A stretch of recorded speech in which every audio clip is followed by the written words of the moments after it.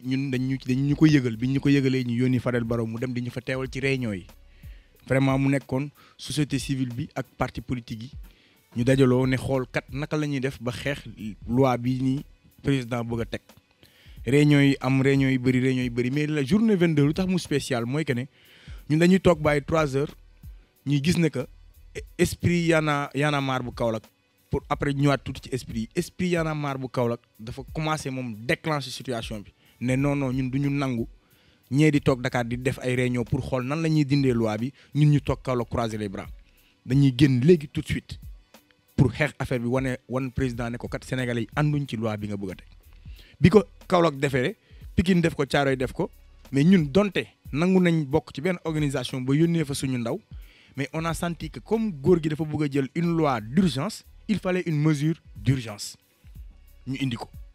ñëw ci réunion ba Daniel Brottier fekk ñëpp suñu kilifa yi on les respecte ñu toog di waxtaan di xool yenn solution lañ mën a indi ñu ne leen ñun nag ay ndaw lañ concession yi moo jeex parce que loi bii nga bëgg a respecter ka nga xamante ne moom mooy garant bi moo ko war a garantir war koo surveiller nekk gardien bi moom commencé na ko jalgati kon duñ fi toog di polémiquer ak ay wax yu bëri wàcc ci terrain bi la tout de suite léegi et c'est ce que nous avons fait on s'est offert un exemple ñu jël suñu bopp nekk xalool lu ci munti am loolu la donte bakkan na ci xaj mais il faut que Sénégal commence am culture défendre ñetti affaire citoyenneté constitution ak institution mais surtout nekk gendarme de la démocratie du ñu nangu kenn koo xam ne fossoyeur de la démocratie nga au Sénégal nga taxaw di ko yëngatu parti au pouvoir comme parti opposition parce que foog mu leer képp koo xam ne jóg nga pour laal lépp loo xamante ne nii sénégalais yi ñoo ko moom mooy lu demee ni que institution wala constitution wala suñu démocratie Y'en a marre dana jóg taxaw ne la du fi amee moo xam parti boo munti bokk opposition nga wala pouvoir nga wala ku mu munti doon waaye nag buñ fàtte benn mbir Sénégal ba muy Sénégal ba tey yàgg nañu gis ay mbir taxaw ñëpp jóg fight mais constitution bu ñu laal 19 fois sénégalais yi nag ne doo fi am une 20e fois day dakk parce que nag n'oublions pas que dañu am devise bu tudd un peuple un but une foi te keroog dañoo matérialiser que ne Sénégal nekk na benn peuple amoon na benn but te amoon na benn foi. loolu moo waral mbir maa ngi si wetu Louise Khady Mboup moom nee na mu ngi gis 1 million de votes junni vote mais moom li ko soxal mooy luy daas fanaanal. daas fanaanal soo ko seetloo Y'en a marre mi ngi juddu le 18 janvier le 18 janvier bu ñu ko lancé après ñu nekkoon ñu toog liggéey ci suuf bu ñu liggéey ci suuf ba le 2 mars bu ñu génnee le 2 mars ñu def benn programme bu ñu doon wooyee les 1000 plaintes contre le gouvernement du Sénégal boo nekkoon pour xeex coupure yi ak yenn gar yi ci dëkk bi ak jafeñ-jafeñ yi fi nekk ñu résumé ko bu ñu nekkee ci plainte boobu ba ñu toog jàngat seet ne dëkk bi toll na foo xam ne ci jamono ju ñu koy def laas fanaanal tolloon nañ ci 1,3 million sénégalais maanaam 1 million ak juróom benn téeméeri junni sénégalais yoo xam ne ay ndaw lañ toll nañ ci atu dem wote ji te amuñu carte d'identité amuñu carte électeur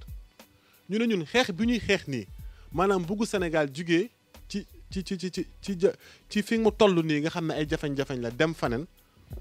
mënuñu ko def bu fekkee ne jeunesse bi ci seen bopp impliqué wu boolewuñu seen bopp ci dëkk bi jàpp ñu ne ñoom dëkk bi ñoo ko moom te dafa yomb trop ñu taxaw naan politique yi nii la politiciens yi nii mais ñoom lan mooy seen responsabilité bu fekkee ne amuñu sax carte d'identité amuñu carte électeur moo waraloon ñu taxaw le 16 avril le 2 mars la ñu ko lancé le 30 mai autant pour moi 30 mars pour commencer ko le 16 avril 2011 ñu lancé le plan Das Fanaanal lan mooy Das Fanaanal Das Fanaanal parce que jamono jooju tamit tolloon nañ foo xam ne dañu gis ne xale yi dund bi jafe na ba ñu ngi doon dem ñii ngi dem di jël gaay def Barça wala Barsax ñii commencé woon nañ taal seen bopp buntu palais gisoon nañ sax benn taximan bu jël palais bu jël boppam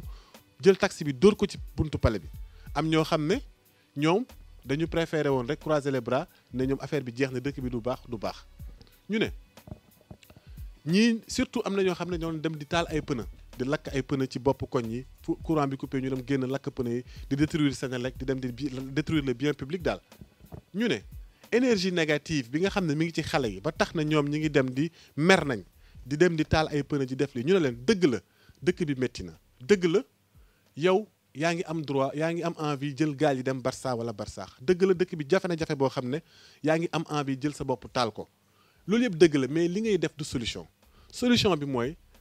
daasal nga fanaanal maanaam sa énergie négative bu nekk ci yow na nga ko jël nga canaliser ko mu nekk benn force positive boo xam ne dafa lay permettre acte bi ngay posé dafay utile te noonu rek nga mun a bokkee ci sa réew ndax Sénégal dañ jàpp na ñun dañ ko bokk te waruñ ko yàq te buñ ko warta yàq nag lépp lu fi nit bugg a def pour changer da nga koy def ci loi règlement démocratique yi nga xam ne moom la ñu sàrt réew mi may te loolu li ci gën a yomb taal sa bopp ut sa carte électeur moo ko gën a yomb taal sa bopp wala nga dem jëli gaal yi ñafe sa réew ba sa réew toll foo xam ne ëllëgu si biir doo soxla yow ngay uti ay visa di dem faneen bu sa réew neexee nga toog fa mais sa réew du neex bu fekkee ne yow bokkoo ci ne yow ci nga bokk ñu ne la donc énergie bi nekk ci yow te ngay mu lay pàccaarloo parfois nga toog sa buntu kii di naan ataaya te doo def dara wala ngay toog di nam sa rek naan affaire bi dëkk bi doxul ñu ne la jugal mais booy jug pour defar sa réew li ci njëkk mooy nga bokk ci ñi nga xam ne dinañ tànn bokk parce que ñi lay jiite ëllëg yow am nga ci droit nga ne man kii laa bëgg mu jiite ma wala kii bëgguma mu jiite ma ne loolu mënoo ko def bu fekkee amoo sax le minimum muy sa carte d'identité ak sa carte électeur loolu moo waral malal ñooy nañ def daas fanaanal xam naa nañ ci dellusiwaat bu ñu ko commencé ñu commencé di ko déployer esprit Y'en a marre di ci jouer rôle bu am solo parce que dañ jàpp ne surtout lu ci ëpp solo mooy que xeex boobu tey jii toll nañ ci foo xam ne ñu ngi ñëw fi télé bi di ko gën a jottali mais li ci ëppoon solo mooy li nga xam ne ñoom ay Crazy Cool Cap de Sës wala benn simple Aliou Sané bu toog këram di sonj ay rakkam ay magam yaayam tantam bi nga xam ne daf foog ne dëkk bi jafe-jafe ñi fi nekk ñi ci kaw la rek te xamul ne moom saa bu toogee bàyyi nit ñi décider à sa place responsable la te bokk na ci li nga xam ne jafe-jafe ñi fi nekk moom responsable na ci moo waral ñu ne leen nañu daas fanaanal ut seen carte électeur xam ne heure bu àpp ba jotee ñu soppi décider lu leen neex ci dëkk bi kii mu ngi tudd Abdou Karim Gueye nee na 17 ans la am dëkk bopp nee na le janvier lay am 18 ans di laaj ndax moom nee na moom bëgg na voter lool nee na ndax mën na inscrire ak bu bëggee inscrire fan lay jaar parce que nee na aussi magam tamit carte d'identité am dafa réer carte électeur am réer naka lay def ba jot ci mën a loolu yëpp mu mën koo def. waaw xam nga malal laaj boobu dafa am solo parce que dafa bëri ci sénégalais ñu nga xam ne tey ji ñun bu ñuy dem ci daas fanaanal bi di dem ci di dugg ci kër yi di fëgg bunt ak buntu naan xale yi yéen ñu amul carte daneen ngeen wuti ko dañ ciy jàngale lu bëri danañ gis nañ ñu bëri tayal nañ sax bu seen carte réeree ñu dem defari ko te xamuñu ne à chaque fois nga am benn tayal bu ndaw foog ne li may def leneen ataaya bi may naan wala benn course bu ndaw bi may defi tayal bi ngay tayal 20 minutes jël ko dem ci préfecture wala nga dem ci mairie wala nga dem ci police wala nga dem ci bépp établissement boo xam ne ministre de l'intérieur moo koy régir nga dem fa uti ay renseignements pour nga am carte électeur wala carte d'identité tayal bi ngay tayal loolu mooy waral yaa ngi gën a delloo sa dëkk ginnaaw loolu ñu bëri dañ koy bàyyi xel moom moomu nga xam ne carte d'identité am tey jii mi ngi toll ci 17 ans mais dina am 18 ans bu 2007 jotee dafa war a dem mu wuti ay carte mu war a dem inscrire au moins nga xam ne dinañ ko bu àpp ba jotee dina mën a voter benn ñaareel bi ki nga xam ne mi ngi dëkk fii tey mi ngi Dakar ndax dafi ñëw moom marchand ambulant la wala moom xëy na dafa ñëw étudiant la ñu ci bëri bi ñu fa demee laaj nañ ñu ko waaye dañuy ragal a inscrire Dakar te ñu ngi war a ñibbi ba Fongolemi wala ca wala Koumpentoum wala booru ñoom Soutouré noonu ci biir Kolda dañuy ragal a inscrire fii te duñu mën a voter ñu ne leen mun nañu inscrire Dakar te buñ demee seen dëkk voté ji foofu da ngay na fekk rek ne jamono ji ngay bindu ci fii ci Dakar boo demee préfecture wala mairie wala ci police yi booy dem di inscrire ji da nga naan leen man kat maa ngi bindoo fii waaye dëkk sangam laa bëgg a voté boo ko amee rek di nga mën a voté ji nu mu la neexee wala nga am sa carte d'électeur ba pare inscrire nga 2007 voté nga 2009 voté nga teel sa carte bu baax nga daas fanaanal xam ne sa carte boobu di nga ko mën a voté ji 2012 am na si it ñoo xam ne seen carte dafa réer xamuñ fu ñu jëm bu sa carte électeur réeree wala sa carte d'identité da ngay dem nga wuti ci police bu la gën a jege déclaration de perte boo defee sa déclaration de perte ba pare nga jël sa déclaration de perte boobu noonu nga yóbbu ko ñu defaral la beneen carte d'identité te jamono ji ñu toll nii sax bu ñu la defaree beneen carte d'identité mu yéex a génn récépissé bi ñu lay jox mun nga dem nga bindoo ji ko ci liste électorale yi comme ça di nga amal beneen récépissé nga fexe nag góorgóorlu ba sa ñaari récépissé yooyu balaa élection yi di jot nga fexe ba yëpp carte d'identité bi génn carte électeur bi génn ndax ñaar yooyu kese moom ngay mën a voté jee. loolu leer na donc li ñuy def mooy dañuy seeti régie ñu tegal ñu benn élément bi nga xamante ne caméra yi doxantu nañ ci koñ yu mel ni Baylaay Wakhinane Kër Massar Mbëbës Malika Boune dugg laaj nit ñi ndax inscrire na ñoom déet donc régie bu baaxee wan ñu élément bi. est-ce que am nga carte électeur wala amoo ko. non yoruma carte électeur. ak carte électeur aw ma ko. góor a amul. waaw am naa. aw ma carte électeur. non aw ma nag. oui am naa carte électeur. carte électeur am naa. non aw ma. carte électeur aw ma ko. si am naa carte électeur. carte électeur aw ma ko de. non aw ma ko de. déedéet aw ma carte électeur. aw ma carte électeur. non aw ma carte électeur. non man aw ma carte électeur. amaguma ba léegi. aw ma carte électeur. déedéet aw ma carte électeur. non aw ma de. aw ma carte électeur. am naa carte électeur. si am naa carte électeur. amaguma carte électeur. bon j'ai pas de carte d'électeur. am naa carte électeur.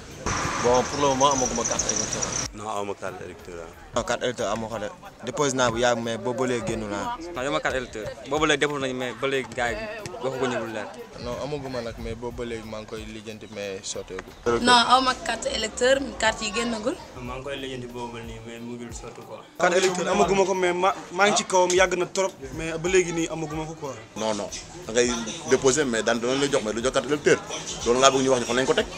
déposé naa carte électeur waaye boobu ba léegi mënuñu ko jot suñu récépissé yaa ngi nii heure bu ñu demee maire bi pour jot suñu affaire yi mënuñu ko jot.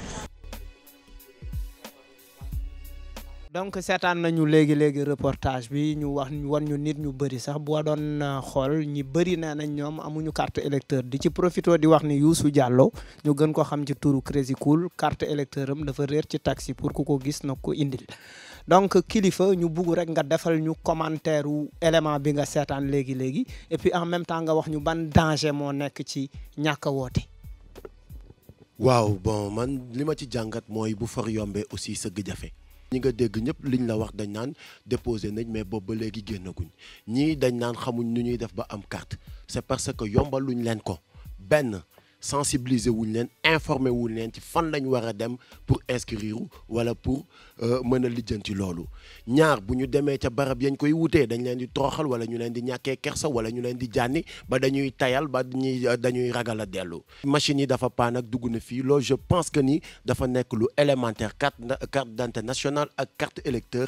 ku nekk da nga ko war a am dañu war a fekk ji nit ñi fi ñu nekk sax di leen ko bindal ci université yeeg ci yeneen gox yeeg yeneen gox-goxaat yi mais nit ki warul dem sax di ko wëri chaque coin de rue dafa waroon a am ñu fay taxaw di inscrire nit ñi il faut que ñu yombalal leen ko aussi ba pare di leen yëgal ni war nañ ko def parce que boo xoolee Y'en a marre looloo ko dugal ci xeex bi yëgal sénégalais ni war nañ ko def mais aussi danger bi ci nekk mooy képp ki nga xamante ni yaa ngi seetaan lii te yaa ngi dégg boobu ba léegi ñu naan la lii la ak la nii nga war a def danger bi ci nekk mooy soo amul carte électeur mooy ni ko Fadel Barro waxee sànq yaa ngi gën a delloo sa réew ginnaaw ndax doo mës a soppi mbir mi beneen bi boo amul carte électeur jàppal ni da nga toog rek mais doo sénégalais doo citoyen doo dara beneen danger bi ci gën a ne mooy bés boo ñàkkee carte électeur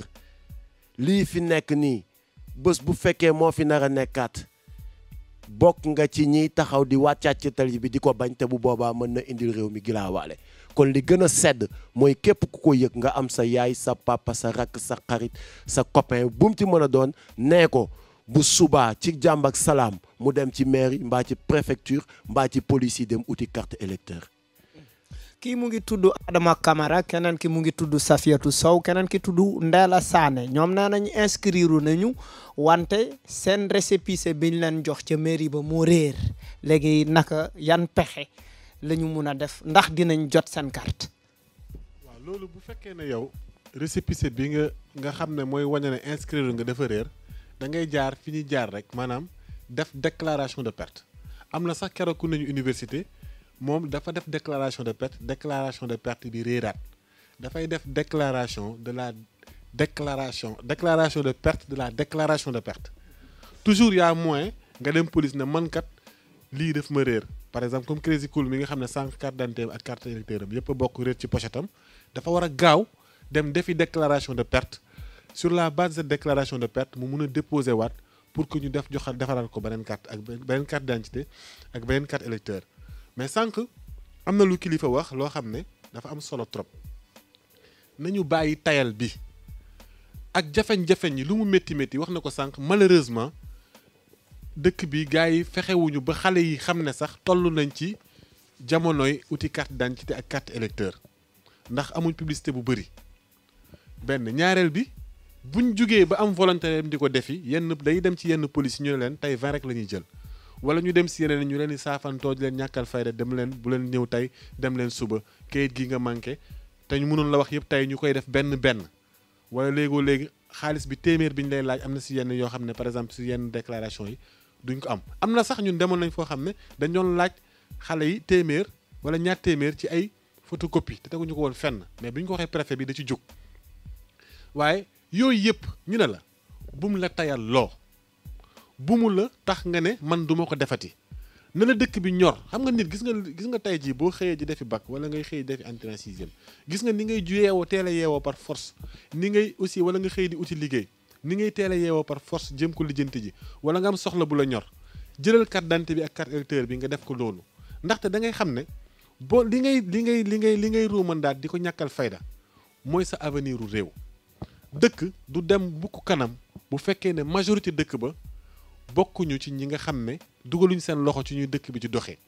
maanaam tey Sénégal 12 millions d'habitants lañ mais dañ dem ba seetlu ne malheureusement